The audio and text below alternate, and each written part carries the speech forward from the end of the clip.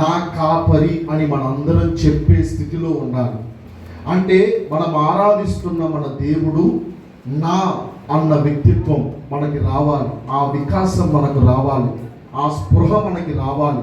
దావీదు అంటున్నట్లుగా దేవుణ్ణి మనము ఓన్ చేసుకోవాలి. స్తోత్రం చెప్పండి ఒకసారి. దేవుణ్ణి ఏం చేసుకోవాలి? ఆయన మన వ్యక్తిగతమైన వాడు అన్న విషయాన్ని గ్రహించాలి. మనం ఏమి నేర్చుకున్నామంటే, తరువాత మనందరం ఏమి నేర్చుకున్నాము అంటే, చుట్టూ మార్గము గుండా ఆయన నడిపిస్తాడు అన్న విషయాన్ని నేర్చుకున్నాం. ఆయన నడిపించే దారి సరళంగా ఉండదు, సరళంగా సీదా ఉండదు. ఆయన నడిపించే దారి ఎలా ఉండదు చెప్పండి? చుట్టూ దారి అని తెలుసుకున్నాం. మూడవదిగా మనం ఏమి నేర్చుకున్నాం?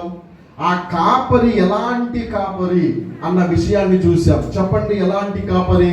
గుర్తున్న మటుకు చెప్పండి. ప్రధాన కాపరి, మంచి కాపరి, ప్రధాన కాపరి, గొప్ప కాపరి, ఆత్మల కాపరి. హల్లెలూయా.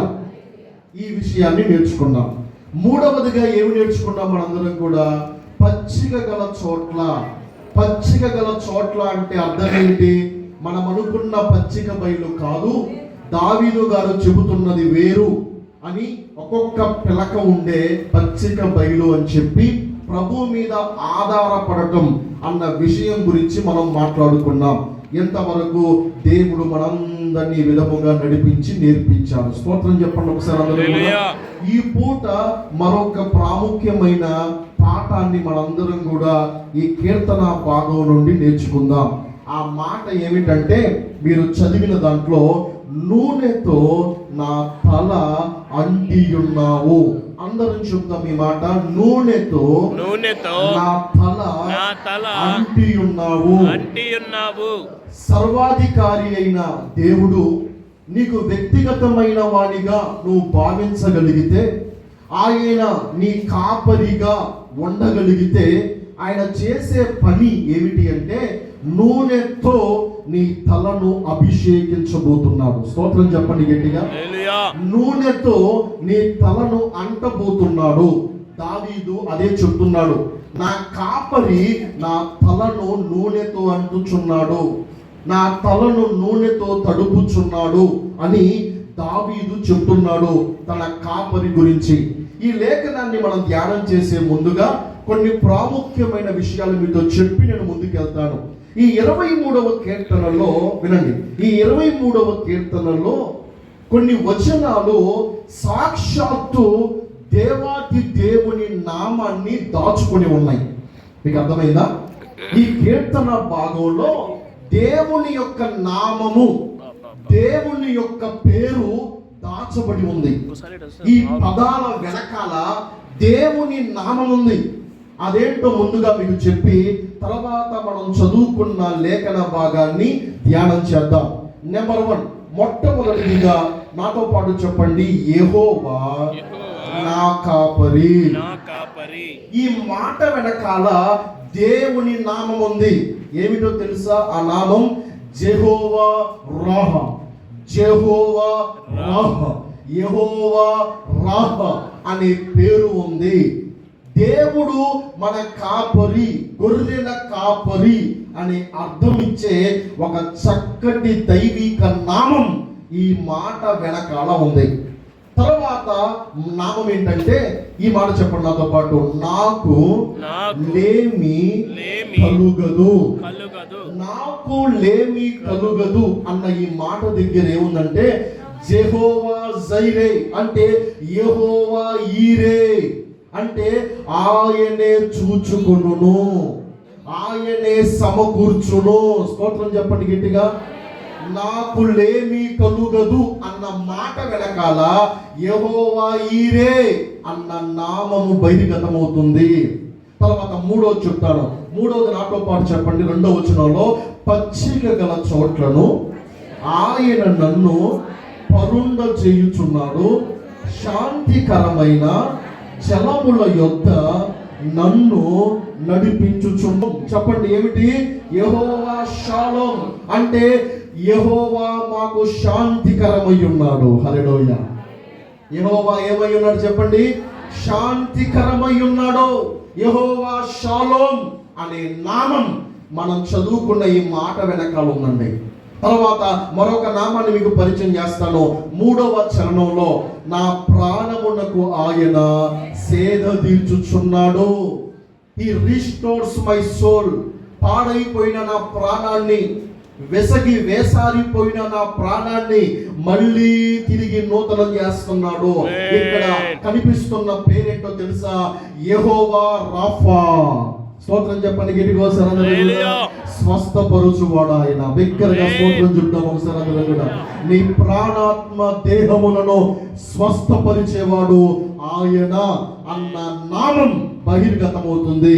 తర్వాత ఇదే 3వ చరణంలో తర్వాత మాట చదివితే, తన నామమును బట్టి నీతి మార్గములలో నన్ను నడిపించుచున్నాడు. ఎక్కడ కూడా ఒక పేరు ఉంది. ఏంటో తెలుసా? పేరు యెహోవా సిద్కేను. చెప్పండి చెప్పండి, ఏంటంట? యెహోవా సిద్కేను అంటే యెహోవా నీతి. హల్లెలూయా. యెహోవా నీతి అయి ఉన్నాడు. యెహోవా మన నీతి అనే అర్థం ఇచ్చే మరొక నామం ఇక్కడ దాగుని ఉంది. తర్వాత 4వ చరణం చదవండి. 4వ చరణం ఏంటంట? గాఢాంధకారపు లోయలో నేను సంచరించినను ఏ అపాయమునకు భయపడను, నీవు నాకు తోడయ్యుందువు. ఇక్కడ కనిపించే నామం ఏంటో తెలుసా? యెహోవా షమ్మా. హల్లెలూయా. యెహోవా షమ్మా అంటే అర్థం ఏంటో తెలుసా? యెహోవా ఉన్నాడు. స్తోత్రం చెప్పు గట్టిగా. యెహోవా ఉండు స్థలము, యెహోవా ఉన్నాడు అన్న విషయం మనందరము గ్రహించుదుముగాక. తర్వాత ఈ 4వ చరణంలోనే తర్వాత మాట చదవండి మీ అందరూ కూడా. నీ దుడ్డు కర్రయు నీ దండమును నన్ను ఆదరించును. ఇక్కడ కనబడే పేరేంటో తెలుసా? బహిర్గతమయ్యే పేరు యెహోవా ఎజేర్. యెహోవా ఎజేర్ ఎబినేజర్ నుంచి తీయబడింది. యెహోవా ఎజేర్ అంటే అర్థం ఆయన సహాయకుడు. స్తోత్రం చెప్పండి గట్టిగా అందరూ కూడా. He is our help. ఆయనే మన సహాయకుడు. యెహోవా ఎజేర్ అనే మాట. తర్వాత మరొక నామాన్ని మీకు పరిచయం చేస్తాను. తర్వాత 5వ చరణం చదవండి. నా శత్రువుల ఎదుట నీవు నాకు భోజనము సిద్ధపరుచుదువు. ఇక్కడ కనబడే నామం ఏంటో తెలుసా? యెహోవా నిస్సి. చెప్పండి, ఏ పేరు? యెహోవా నిస్సి అంటే ఆయనే నా ధ్వజము. హల్లెలూయా. ఆయనే నా ధ్వజము. శత్రువుల తల వంచే నా ధ్వజము, నా జెండా, నా పతాకము ఆయనే. He is our banner. ఆయనే మన జెండా. స్తోత్రం చెప్పండి గట్టిగా. తర్వాత అదే 5వ చరణంలో తర్వాత మాట చదవండి. నూనెతో నా తల అంటి ఉన్నావు, నా గిన్నె నిండి పొర్లుచున్నది. ఇక్కడ ఒక నామం దాచబడింది. ఆ నామం ఏంటంటే యెహోవా ఇన్ కాదేష్. చెప్పండి, యెహోవా. యెహోవా కాదేష్. కాదేశ్ అంటే అర్థం ఏంటంటే ఆయన పవిత్రపరుచుచున్నాడు. స్తోత్రం చెప్పండి గట్టిగా. యెహోవా పరిశుద్ధుడు, యెహోవా పవిత్రుడు, యెహోవా శుద్ధుడు. యెహోవా కాదేష్ అనే నామం ఇక్కడ బహిర్గతమవుతుంది. ఇక చివరిగా 6వ చరణం చదవండి. నేను బ్రతుకు దినములన్నీయు కృపాక్షేమములే నా వెంట వచ్చును. చిరకాలము యెహోవా మందిరములో నేను నివాసము చేతును. ఇక్కడ కనబడుతున్న నామం ఏంటో తెలుసా? యెహోవా మన్నాహ్. యెహోవా మన్నాహ్ అంటే అర్థం ఏమిటి అంటే ఆయనే నా భాగము. He is my portion. స్తోత్రం చెప్తారా గట్టిగా వస్తారా అందరూ కూడా? ఇవన్నీ హెబ్రూ పదాలు. ఒకసారి రిపీట్ చేద్దాం అందరం కూడా. ఈ 23వ కీర్తనలో బహిర్గతమైన ఆయన నామాలేంటి? ముందుగా హెబ్రూ పదాలు చెప్దాం అందరం కూడా. నాతో పాటు చెప్పండి. యెహోవా రా అనండి. యెహోవా రా అనండి. తర్వాత పదం యెహోవా ఈరే అనండి. తర్వాత పదం యెహోవా షాలోమ్ అనండి. తర్వాత పదం యెహోవా రాఫా అనండి. తర్వాత పదం యెహోవా సిద్కేను అనండి. నాతో పాటు చెప్పండి. తర్వాత పదం యెహోవా షమ్మా అనండి. తర్వాత పదం యెహోవా ఏజేర్ అనండి. తర్వాత యెహోవా నిస్సి అనండి. తర్వాత యెహోవా కాదేష్ అనండి. తర్వాత యెహోవా మన స్తోత్రం చెప్పండి గట్టిగా. ఇప్పుడు వీడు తిరిగి అర్థం చెప్పుకున్నాం. అందరం నాతో పాటు చెప్పండి, అందరం కలిసి చెప్తాం. ఆయన నా కాపరి. రెండవదిగా ఆయన సమకూర్చువాడు, చెప్పండి. తర్వాత ఆయన శాంతికరమైన వాడు, చెప్పండి. తర్వాత ఆయన స్వస్థపరచువాడు, చెప్పండి. తర్వాత ఆయనే నీతి అయి ఉన్నాడు, చెప్పండి. ఆయన ఉన్నాడు అని చెప్పండి. ఆయన సహాయకుడు అని చెప్పండి. ఆయనే ధ్వజము అని చెప్పండి.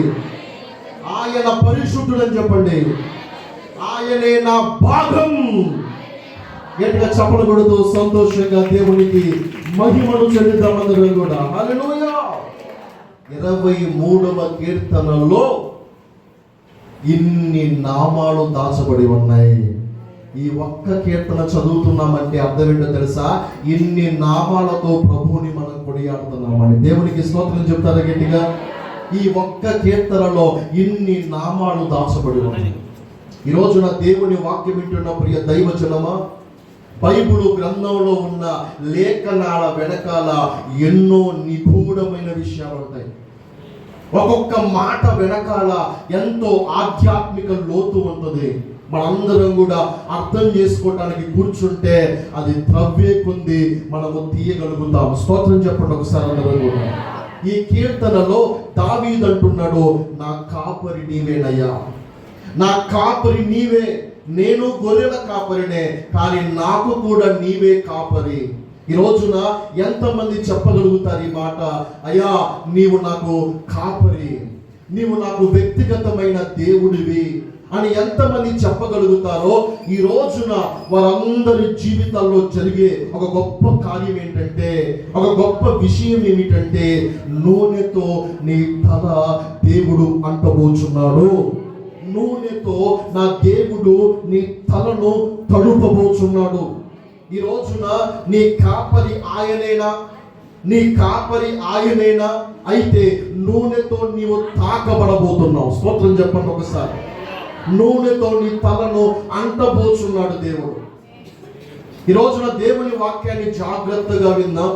నూనెతో తల అంటుట అన్న విషయం ఏమి నేర్పిస్తుంది? కల్చరల్ బ్యాక్గ్రౌండ్ లోకి, వారి సాంప్రదాయ ఆచార వ్యవహారాల్లోకి మనం వెళ్ళి జాగ్రత్తగా నేపథ్యాన్ని పరిశీలించగలిగితే, నూనెతో తల అంటుట అన్న వ్యవహారం విషయం మనకి ఏమి నేర్పిస్తుంది అన్న విషయాన్ని జాగ్రత్తగా మనం చూద్దాం. నెంబర్ 1, మొట్టమొదటిదిగా, సాధారణంగా ఎవరైనా సరే చుట్టాలు, అతిథులు ఎవరైనా చుట్టాలు దూర ప్రాంతం నుంచి, దూర దేశాల నుంచి వచ్చినట్లయితే యూదులు చేసే పని ఏమిటంటే, యూదులు ఏం చేస్తారంటే వారి గౌరవార్థంగా వారికి నూనెను ఇచ్చి అంటుకొనమంటారు. లేదా వీరే నూనెను దుమ్ముకి ధూళికి వచ్చిన వారి నెత్తిపైన నూనెను, వారి పాదాల పైన నూనెను అంటే ప్రయత్నం చేస్తారు. ఇది ఏం చెప్తా ఉంది అంటే, నూనెతో అంటపడుట అన్న విషయం ఏం చెప్తుందంటే, వచ్చిన వ్యక్తి ప్రత్యేకమైన వాడు. క్షమించండి, వచ్చిన వ్యక్తి ప్రాముఖ్యమైన వాడు. స్తోత్రం చెప్పండి ఒకసారి. వచ్చిన వ్యక్తి ఎవరు? ప్రాముఖ్యమైన వాడు. అతన్ని నేను గౌరవించాలి, అతన్ని నేను ఘనపరచాలి అన్న విషయము నూనెతో అంటుట అన్న విషయం చెప్తుంది. ఇప్పుడు దావీదు ఏమంటున్నాడు? ఆయన నా కాపరి, నన్ను నూనెతో అంటుచున్నాడు అంటే అర్థం ఏంటో తెలుసా? నా కాపరికి నేను ప్రాముఖ్యమైన వ్యక్తిని. స్తోత్రం చెప్పండి గట్టిగా. సర్వలోకాలను ఏలే చక్రవర్తికి, సర్వాధికారి అయిన చక్రవర్తికి, ఆకాశ మహాకాశాలు పట్టచాలని ఆ ఘనదేవునికి ఎవరో తెలుసా ప్రాముఖ్యం? నేనే ప్రాముఖ్యమైన వ్యక్తిని. నేనే ఒక అతిథిని ఆయనకి.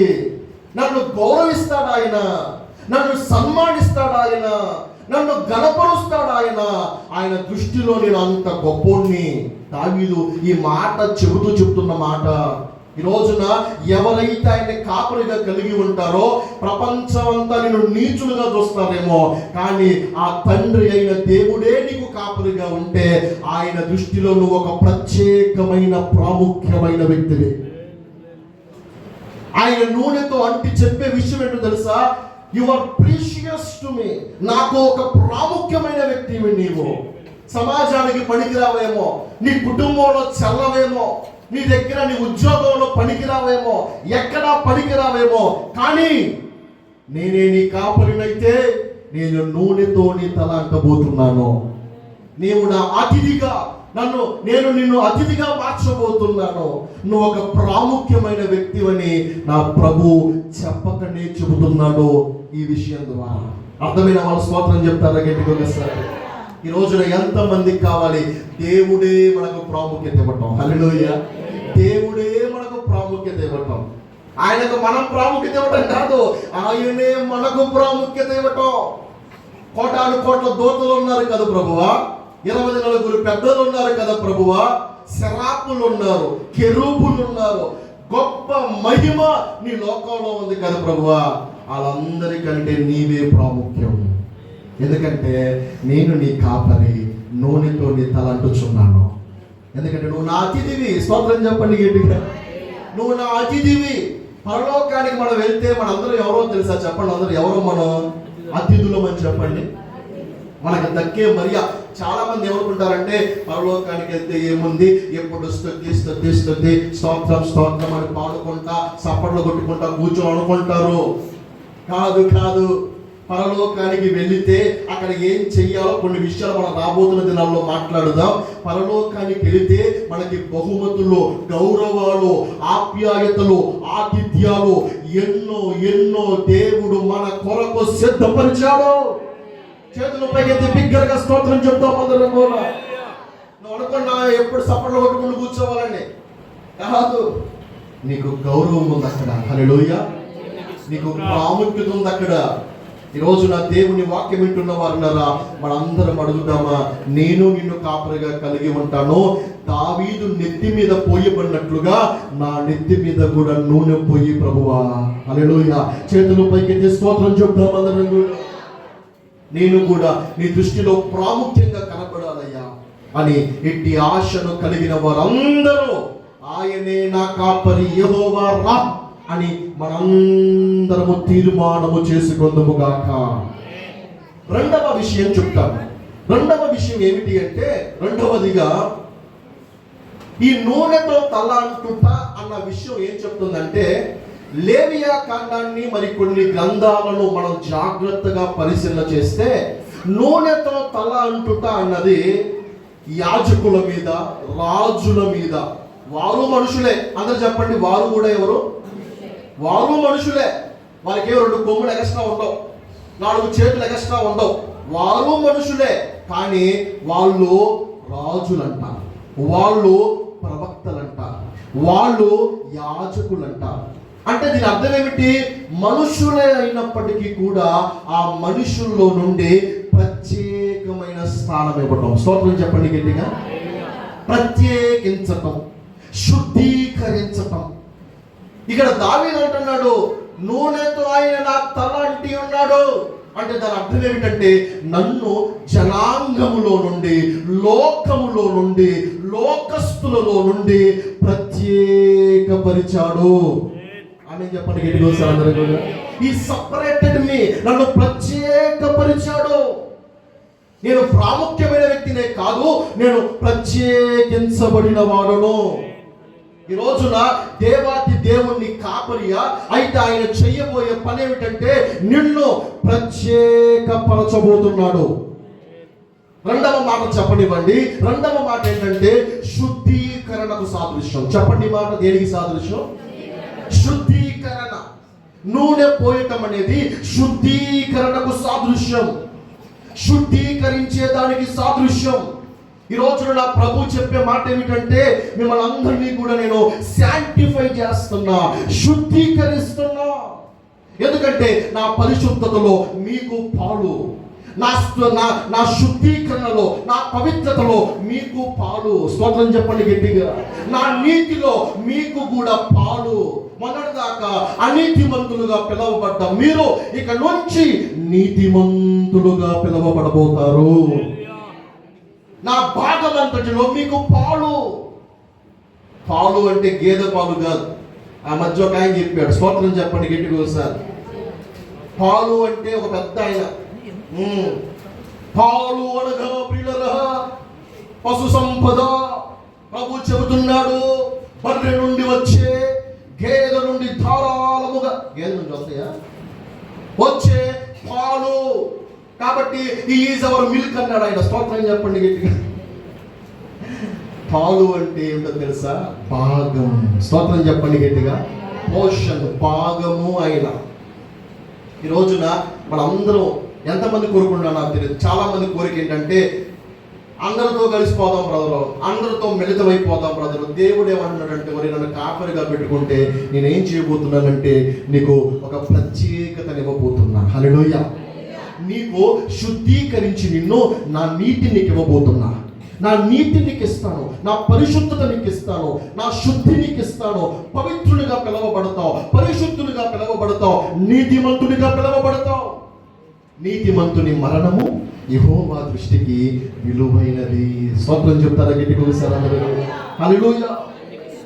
ఎంత గొప్ప భాగ్యం కావాలంటే ప్లీజ్ ఎవ్రీబడి గుర్తుపెట్టుకోండి, మనందరం తెలుసుకోవాల్సింది యెహోవా నా కాపరి. బిగ్గరగా చప్పలు కొడుతూ దేవునికి మహిమను చెల్లిద్దామందరం కూడా. హల్లెలూయా. రెండవ విషయం చెప్తున్నాను, అదేంటంటే ప్రత్యేక పరిచేదానికి గుర్తుగా ఉంది, శుద్ధీకరించేదానికి గుర్తుగా ఉంది, నీతిని ఆయన ఇస్తాడు అనే దానికి గుర్తుగా ఉంది. నూనె చేత అంటబడటం. మూడవ విషయం చెప్తాను. అమ్మ అందరు ఇక్కడే ఉన్నారా? వింటున్నారా? వింటున్నామన్న వాళ్ళు ఒక్కసారి చేతులు పైకెత్తి ప్రభుకి స్తోత్రం చెప్తారా? హల్లెలూయా. తర్వాత నూనె అనేది దేనికి సాదృశ్యంగా ఉందంటే, ఈ మాటతో పాటు కొన్ని మాటలు కలిపి మాట్లాడేశాడు దావీదు గారు. చదవండి ఒకసారి ఆ మాటలు ఏంటో అందరూ చూడండి. పైనుంచి చదవండి, ఆ వచ్చిన చదవండి. నా శత్రువు ఎదుట నీవు నాకు భోజనము సిద్ధపరచుదవు. అంటే కంటిన్యూస్ ఫామ్ లో చెప్పేశాడు. ఎలా చెప్పాడు చెప్పండి? చెప్పరేంటండి, కామా ఏమన్నా ఇచ్చాడు అక్కడ? ఏమి ఇవ్వాల.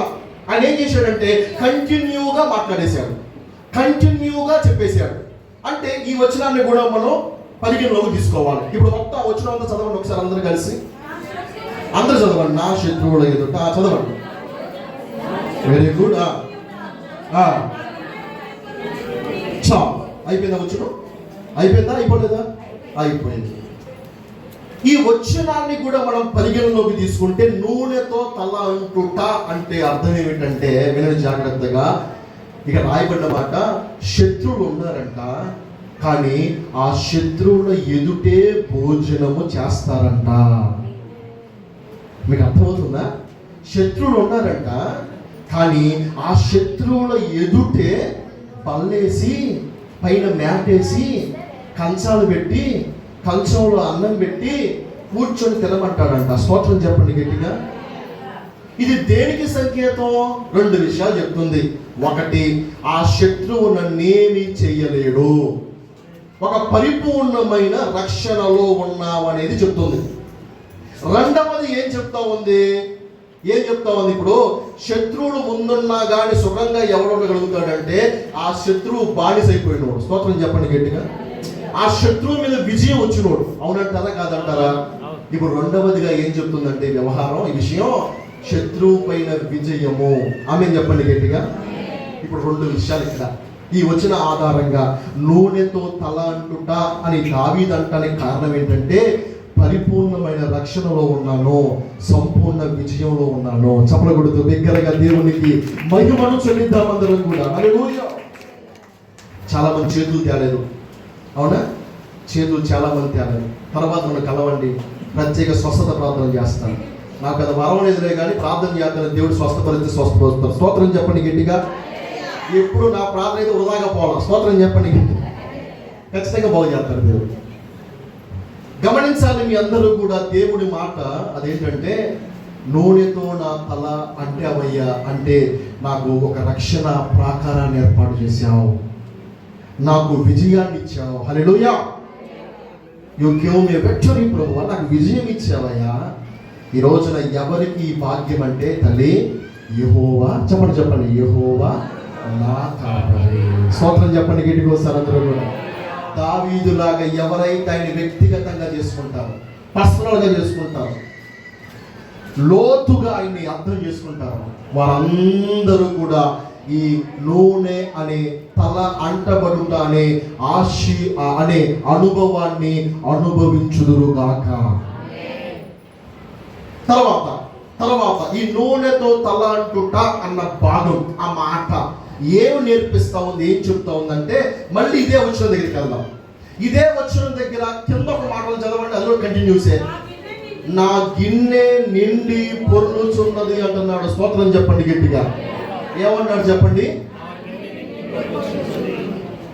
నూనెతో నా తల అంటావు అనే మాటకు అర్థం ఏమిటంటే, ప్రభువా తండ్రి నాకేం చేసావంటే నువ్వు సమృద్ధినిచ్చావయ్యా. స్తోత్రం చెప్పండి గట్టిగా వస్తారు అందరూ కూడా.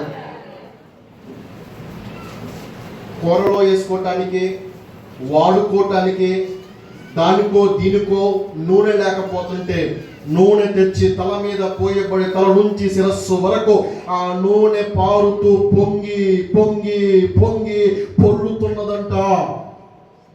దేవుడు అంటున్నాడు, నన్ను నీ కాపరిగా కలిగి ఉంటే నేను పర సంబంధమైన ప్రతి ఆశీర్వాదానికి నిన్ను వారసునిగా చేయబోతున్నాను.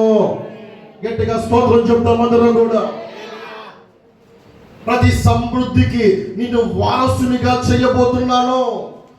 ఈ రోజున ఆయనను వ్యక్తిగతముగా మార్చుకున్న దావీదు గొర్రెల కాచే స్థితి నుండి చెప్పండి సింహాసనాసీనుడైనాడండి. స్తోత్రం చెప్తాం అందరం కూడా.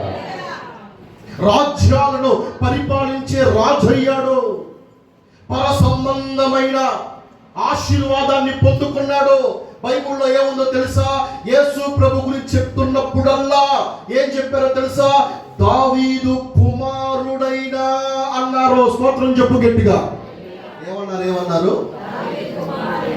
అసలు ఈ ఆశీర్వాదం ఏమిటండి? దావీదు కుమారుడైనా. యేసయ్యను ఎప్పుడు సంబోధించినా దావీదు కుమారుడైనా. ఎంత గొప్ప భాగ్యం వచ్చేసింది దావీదుకి. కారణం ఏమిటి అంటే దేవుడు నాకు వ్యక్తిగతం అన్నాడు. అంతే. చప్పలగొడుతూ బిగ్గరగా దేవుడికి మహిమను చెల్లిద్దామన్నారు. ఆ వ్యక్తిగతమైన దేవుడు నూనెతో నీ తల అంటుచున్నానని చెప్పి అంటాడు దావీదు తల. తద్వారా ఏమైపోయింది తెలుసా? దావీదు ఫేటు మారిపోయింది, స్థితి మారిపోయింది, పరిస్థితి మారిపోయింది. దావీదు ఆ పర సంబంధమైన ఆశీర్వాదానికి వారసుడైపోయాడు. దగ్గరగా స్తోత్రం చెప్తాము ఒకసారి అందరూ కూడా. నూనెతో తల అంటబడులుగాక. మన జీవితాల్లో నెత్తి మీద చేయబెట్టుకోండి. నాకు ఎప్పుడు ఇష్టం లేదు చెప్పడం, అయినా పెట్టుకోండి. నెత్తి మీద చేయబెట్టుకోండి అందరూ. నెత్తి మీద వద్దులయ్యా నా చెయ్యి, అది అంటారు సామెత మనోడు. ఏ సామెత? భస్మాసర ఏదో అంటారు కదండి.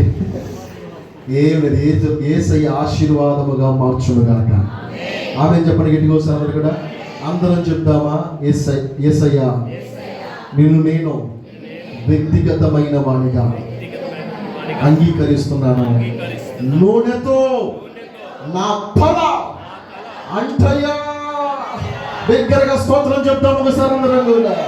7 మార్లు స్తోత్రం చెప్దాము. స్తోత్రం స్తోత్రం స్తోత్రం స్తోత్రం స్తోత్రం స్తోత్రం స్తోత్రం.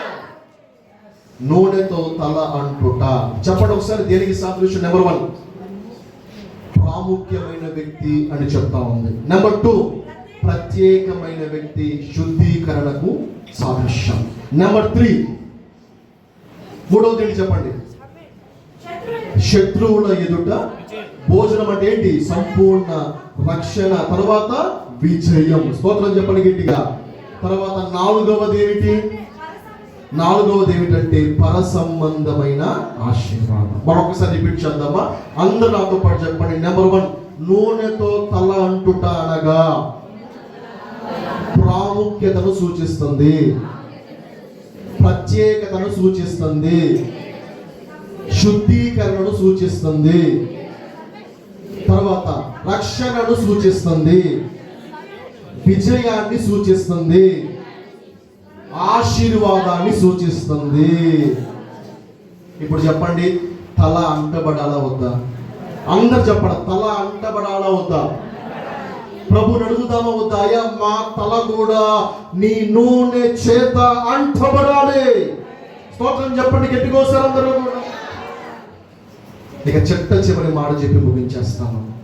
నూనెతో తల అంటటము అంటే అర్థం ఏమిటంటే, సాధారణంగా గొర్రెల కాపర్లను అడగండి చెప్తారు. పాశ్చాత్య దేశాల్లో ఈ గొర్రెల ముక్కుల్లోకి, అమ్మ వినండి, ఈ గొర్రెల యొక్క నాసిక రంధ్రాల్లోకి నోస్ ఫ్లై, దానికి పేరు నోస్ ఫ్లై అంటే ముక్కు పురుగు అని చెప్పొచ్చు తెలుగులో. ముక్కు పురుగు అనే ఒక జాతి పురుగు ఉంది. ఆ పురుగు ఏం చేస్తుందంటే, ఎక్కువగా గొర్రెలకు ఆకర్షించబడి, వినండి, గొర్రెలకు ఆకర్షించబడి అది ముందుగా ఏం చేస్తుందంటే, ఈ గొర్రె యొక్క మెదడు దగ్గర, అంటే ఈ పుర్రె దగ్గర, ఈ 2 కొమ్ముల మధ్యలో, ఆ గుబురుగా ఉండే ఆ ఎంటుకల మధ్యలో నివాసం చేస్తా విస్తారమైన గుడ్లు పెడుతుంది. విస్తారమైన గుడ్లు పెట్టి అవి ఆ గుడ్లు పగలగొట్టుకొని బయటకు వచ్చిన తర్వాత అవన్నీ చిన్నగా పాక్కుంటా ముక్కులోకి వెళ్ళిపోతాయి. గొర్రె యొక్క ముక్కులోకి వెళ్ళిపోతాయి. అలా ముక్కులోకి వెళ్ళిపోయి మొత్తం దాని వ్యవస్థలో, నాడీ వ్యవస్థ మొత్తాన్ని దెబ్బతీసి ఆ గొర్రెను చంపేస్తాయి. మీ అందరికి అర్థమవుతుందా? ఆ గొర్రెను ఏం చేస్తే చంపేస్తాయి. ఈ పురుగులు వ్యాప్తి చెందకుండా ఉండాలి అంటే గొర్రెల కాపరి చేసే ప్రధానమైన పని ఏంటంటే, నూనెను తీసుకొచ్చి నెత్తి మీద పోతాడు. స్తోత్రం చెప్పండి గట్టిగా. ఏం చేస్తారు చెప్పండి? నూనెను తీసుకొచ్చి నెత్తి మీద పోస్తాడు. తద్వారా ఆ పురుగుల ఉత్పత్తి తగ్గిపోయి, అంతరించిపోయి, ఎదగకుండా గుడ్లన్నీ నాశనం అయిపోయి, కుళ్ళు పట్టి పడిపోయి అవన్నీ కనుమరుగైపోతాయి, రాలిపోతాయి. ఆ గొర్రె క్షేమంగా ఉంటుంది. స్తోత్రం చెప్పండి గట్టిగా. ఇప్పుడు దావీదు అంటున్నాడు, నూనెతో నా తల అంటి ఉన్నావు అంటే అర్థం ఏంటంటే, నా నెత్తి మీద కూడా కొన్ని పురుగులు వాడుతున్నాయి ప్రభువా. చెడ్డ పురుగులు, చెడ్డ ఆలోచనలు, చెడ్డ తలంపులు గుడ్లు పెడుతున్నాయ్యా, విస్తరిస్తున్నాయ్యా. అవి నా మెదడులోకి వెళ్ళి, హృదయంలోకి వెళ్ళి నన్నే నాశనం చేస్తాయి, నా ఆత్మను క్షీణింపజేస్తాయి. నూనెతో నా తల అంటి ఒక మంచి పని చేసావయ్యా, నా ఆలోచనలు సరిచేసావు. చప్పలు కొడుతూ బిగ్గరగా దేవునికి మహిమను చెల్లిద్దామందరం కూడా. హల్లెలూయా. నా ఆలోచనలు క్రమపరిచావయ్యా, నా తలంపులను సరిచేసావయ్యా, నా హృదయాన్ని సరిచేసావు ప్రభువా. నీ నూనెతో నా తల అంటావయ్యా, చెరుపు చేయు దాన్ని నా నుండి తొలగించావు ప్రభువా. ఈరోజు నా దేవుని వాక్యం వింటున్న ప్రియ దైవ జనాంగమా, మన అందరం కూడా అంతే కదా. మనం ఇక్కడే ఉంటాం, కానీ మన ఆలోచనలు చెడ్డగా ఉంటాయి. మన ఆలోచనలు చెడిపోయాయి. ఒకరి పతనాన్ని కోరుకునే ఆలోచనలు, ఒకరు నష్టపోతే నవ్వే ఆలోచనలు, ఒకరు ఇబ్బందిలో ఉంటే ఇదిగో వాళ్ళకంతే జరగాలిలే అని అభిప్రాయపడే ఆలోచనలు, ఎవరైనా స్త్రీని చూస్తే మోహించే ఆలోచనలు, ఒక పురుషుని చూస్తే మోహించే ఆలోచనలు, పాడైపోయిన ఈ ఆలోచనలు చేతుల పైకి స్తోత్రం చెప్తాం అందరూ. నూనెతో నా తల అంటయ్యా. ఆ ఆలోచనలు గుడ్లు పెట్టకూడదు, అవి విస్తరించకూడదు, అవి ప్రబలకూడదు. ఆత్మీయంగా చచ్చిపోతాను ప్రభువా. దావీదులాగా నూనెతో నా తల అంటే భాగ్యము దేవుడు నాకు మీకు ఇచ్చునుగాక. ఆమె చెప్పండి గట్టిగోసారి అందరూ కూడా. ఇక చెప్పవలసిన సంగతులు కొన్ని ఉన్నాయి, కానీ ఎన్ని చెప్పినా మీకు గుర్తుండేది ఒకటే, యెహోవా నా కాపరని. కాబట్టి ఆ ఒక్కటే గుర్తు పెట్టుకోండి. స్తోత్రం చెప్పండి గట్టిగా. ఒక్కటి చెప్పండి. నిన్న ఎప్పుడు అన్ని కష్టపడి చెప్పా కదా, ఒక్కటి చెప్పండి. మీరు కాదు, మీరు ఆగండి, మీరు కాదు, ఈ లోపల మీరు చెప్పండి అమ్మ, ఒక్కటి చెప్పండి. చెప్పేసి శాంతికారమైన జలముల యొద్ద నన్ను నడిపించుచున్నాడు. నా ప్రాణమునకు యెహోవా చాట తీర్చును. నా గాఢంధకారపు లోయలను సంచరించిన నాకు ఏ అపాయము లేదు.